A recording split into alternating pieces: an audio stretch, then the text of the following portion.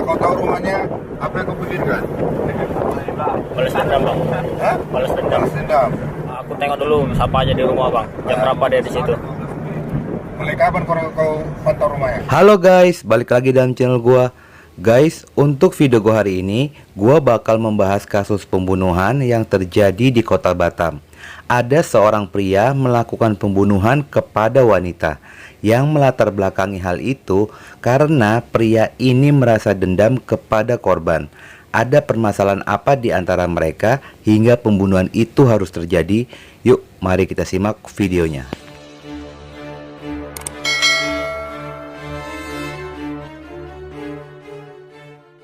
Seorang pria asal Sumatera Utara berusia 26 tahun, dikenal sebagai pria pendiam dan baik oleh lingkungan sekitarnya. Pria yang bernama Yuda Lesmana ini mencoba mengais rejeki dengan cara merantau ke kota Batam demi bisa merubah kehidupannya. Selama di Batam, segala pekerjaan yang bisa dia kerjakan pasti dia lakukan. Yang penting bisa menghasilkan uang. Yuda adalah karyawan toko Leko, toko perabotan, bahan bangunan rumah yang terletak di Bengkong Laut. Yuda pun sudah bekerja selama 5 tahun di toko tersebut. Sementara di lingkungan pekerjaan pun Yuda dikenal pendiam namun ulet dan cekatan dalam bekerja. Bahkan selama bekerja dia tidak pernah membuat masalah baik dengan pekerjaannya ataupun dengan rekan sesama pekerja. Sosoknya yang cenderung pemalu, hanya senyuman yang diberikan ketika dia disapa. Pada saat di Batam itulah dia berkenalan dan bertemu dengan seorang wanita yang bernama Dewi. Sejak dari perkenalan itu, hubungan Dewi dan Yuda semakin dekat, hingga benih cinta pun muncul di antara mereka. Dan mereka pun memutuskan untuk berpacaran hingga 2 tahun lamanya. Karena merasa cocok, mereka pun memutuskan untuk bertunangan. Hubungan pacaran mereka bisa dikatakan tidak ada masalah. Semua berjalan lancar dan harmonis. Hingga mereka pun sempat membicarakan rencana untuk menikah. Pada tahun 2014, Dewi mengajak untuk bertemu dan mengenalkannya dengan seorang wanita yang merupakan sahabat dari Dewi yang bernama Fitri Suryati alias Fitriyu, gadis muda berusia 25 tahun saat itu yang memiliki darah Tionghoa dengan paras cantik dan periang. Gadis muda ini merupakan seorang pengusaha gas LPG. Mereka bertiga janjian di sebuah restoran di daerah Nagoya, kota Batam. Awal pertemuan itu sangat kekeluargaan. Pembicaraan dan keakraban itu pun terjalin, membuat suasana hangat pada saat makan malam itu. Di sela-sela acara makan malam itu, Yuda meminta izin untuk pergi ke toilet. Namun, disitulah terjadi obrolan antara Dewi dan Fitri. Dewi pun menceritakan hubungannya dengan Yuda dan rencana untuk menikah. Fitri pun akhirnya menanyakan tentang latar belakang dari Yuda. Namun pada saat itu Yuda sudah selesai dari kamar mandi dan terdengar sepintas Fitri menyuruh Dewi untuk mutusin Yuda. Namun pada saat itu Yuda pura-pura tidak mendengar karena tidak mau merusak acara makan malam itu. Sejak dari pertemuan di malam itu, Dewi mulai berubah sikap dari biasanya. Biasanya dia perhatian, peduli, dan romantis. Ini malah menjadi cuek, acuh, dan suka marah-marah kepada Yuda. Yuda sendiri pun merasa bingung karena dia sendiri merasa tidak melakukan kesalahan apapun. Namun Yuda tidak terlalu ambil pusing dan mencoba untuk merayu Dewi agar hubungannya kembali normal. 1 minggu setelahnya, Dewi pun menghubungi Yuda. Tiba-tiba Dewi mengambil keputusan untuk berpisah dengan Yuda.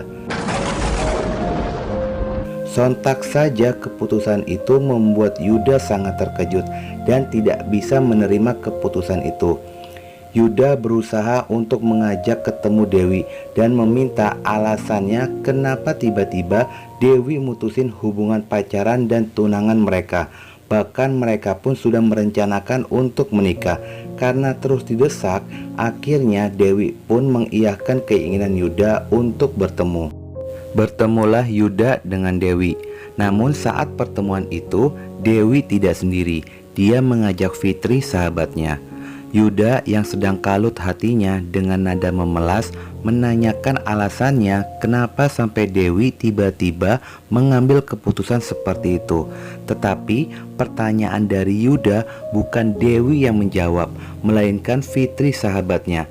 Dengan nada yang tinggi, Fitri mengatakan, "Kamu nggak tahu diri ya, kamu itu nggak punya masa depan." Ternyata saat pertemuan di malam itu, Dewi curhat kepada Fitri mengenai pendidikannya Yuda yang hanya lulusan SMP. Fitri pun sebagai sahabat mencoba untuk menyarankan Dewi untuk putus dari Yuda.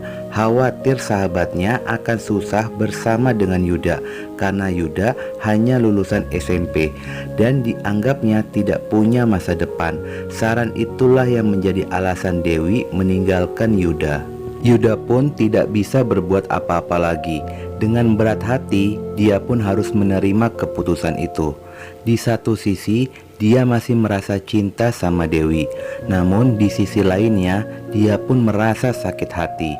Hari demi hari, dia lalui dengan kehampaan hati dan harapannya yang pupus. Seakan-akan hilangnya kebahagiaannya dia pada saat itu. Namun Yuda pun berusaha untuk membuka hatinya kepada wanita lain. Namun sosok Dewi di hatinya tidak bisa tergantikan.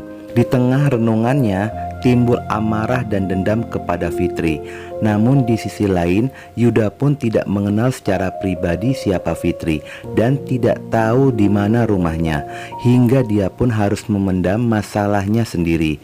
Kota Batam menjadi sempit untuknya, terlalu banyak kenangan bersama dengan Dewi. Akhirnya Yuda pun memutuskan untuk pulang kampung ke Sumatera Utara untuk menenangkan diri pada tahun 2015.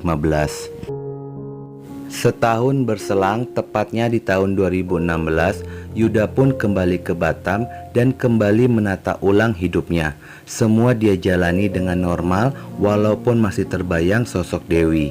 Setidaknya Yuda sudah bisa menerima kenyataan jika dia dengan Dewi memang ditakdirkan tidak berjodoh. Namun meski begitu, sejak putus dari Dewi, dia belum bisa membuka hatinya untuk wanita lain, entah karena masih cinta atau rasa trauma. Mereka pun sudah putus komunikasi sejak terakhir pertemuan itu. Selama di Batam, Yuda ngekos di kawasan Bengkong Permai. Waktu terus berjalan, bulan pun terus berganti. Tepatnya pada tahun 2019. Saat itu, Yuda akan memasak dan tabung LPG 3 kilonya habis. Lalu dia pun pergi untuk membeli tabung gas. Namun beberapa toko yang dia datangin, stok tabung gasnya juga habis. Lalu Yuda pun mencoba untuk bertanya tempat agen atau toko yang menjual tabung gas. Lalu diberitahu lokasinya dan memang kebetulan hanya berjarak 600 meter dari kosannya. Bergegaslah Yuda menuju toko tersebut. Setibanya di sana, layaknya seperti pembeli yang ingin membeli gas. Lalu Yuda pun memanggil-manggil penjualnya dan keluarlah seorang wanita, yaitu Fitri. Dan pertemuan itu pun tidak disadari oleh Fitri. Mungkin Fitri sudah lupa, tetapi untuk Yuda, dia selalu mengingat Fitri, wanita yang menyebabkan hubungan pacarannya kandas.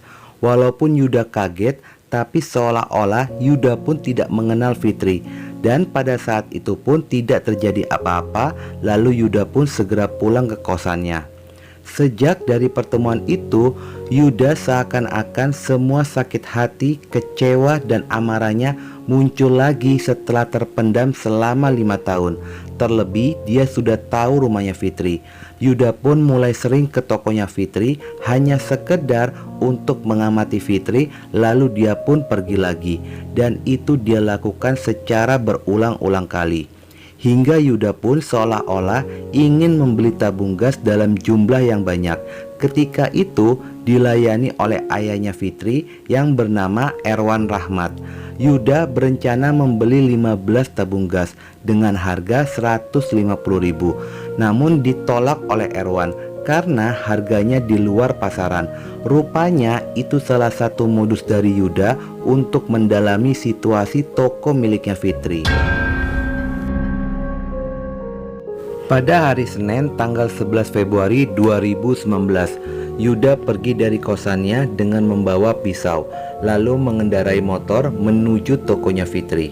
Setibanya di sana, kondisi toko sedang sepi dan ayahnya pun sedang mengantarkan gas untuk pelanggan, dan yang melayani pada saat itu adalah Fitri. Yuda menyampaikan seolah-olah dia akan membeli gas dalam jumlah yang banyak.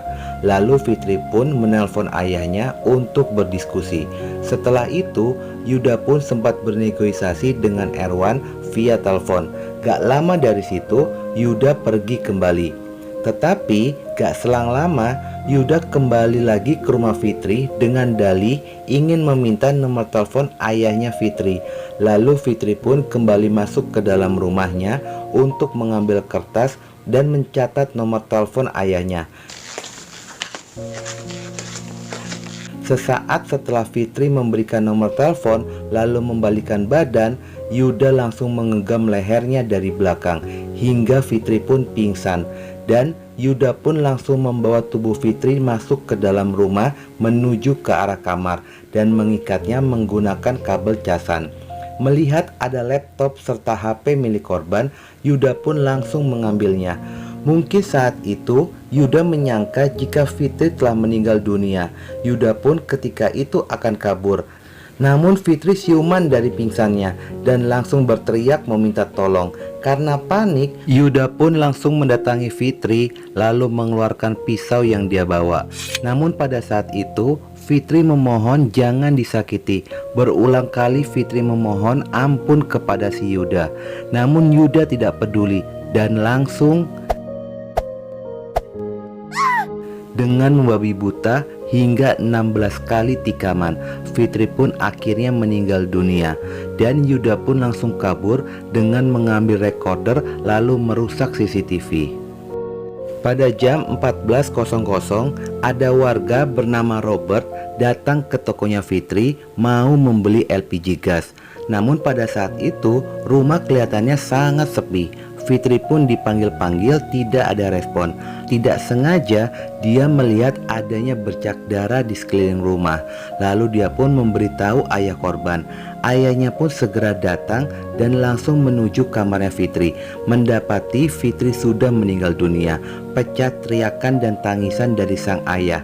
Akhirnya hal ini pun dilaporkan kepada pihak kepolisian. Polisi pun segera datang untuk melakukan investigasi dan evakuasi korban. Polisi pun segera bergerak cepat dan estafet. Dan hasil dari keseriusan anggota polisi, kurang dari 10 jam setelah penemuan tubuh Fitri, polisi berhasil menangkap Yuda di kosannya yang sedang enak-enakan tidur. Mungkin dia pikir gak ada saksi pembunuhan sehingga pembunuhan ini pun tidak dapat terungkap. Karena sempat melakukan perlawanan, akhirnya Yuda pun dihadiahi timah panas di kakinya oleh anggota polisi. Di kosan itu pun polisi berhasil menemukan laptop dan ponsel milik korban. Setelah dilakukan interogasi, Yuda pun akhirnya mengakui pembunuhan itu dan terjerat pasal 340 tentang pembunuhan berencana. Adapun motifnya adalah dendam. Kasus ini pun dilimpahkan ke Pengadilan Negeri Batam. Baik jaksa penuntut dan pihak keluarga meminta agar pelaku dijatuhi vonis mati. Dan Senin tanggal 15 Juli 2019, majelis hakim pun menjatuhkan vonis seumur hidup untuk Yuda Lesmana. Tragis banget apa yang dialami oleh Fitri. Bagaimana guys, menurut pendapat kalian mengenai kasus ini? Komen ya guys. Oke guys, itulah video gua hari ini. Semoga kalian bisa mengambil pelajaran untuk diri kalian. Dan jangan lupa ikuti terus video gua. Oke?